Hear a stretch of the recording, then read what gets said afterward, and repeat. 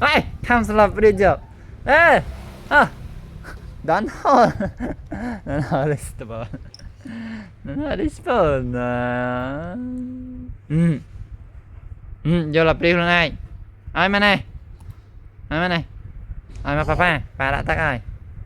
Mà bà lên, đã tắt, ê, đốt tắt anh nhầm, nè.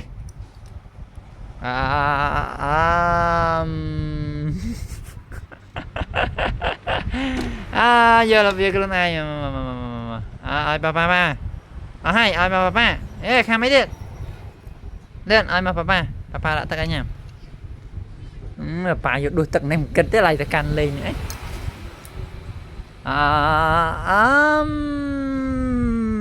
bà này đặt lập đi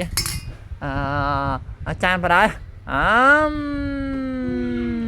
khám chan cho vào đòi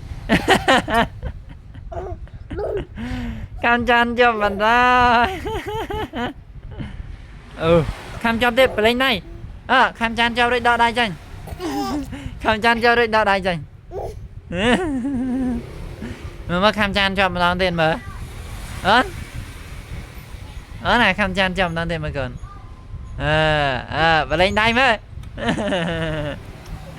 mình chữa ơi bạn chữa tật nhầm tật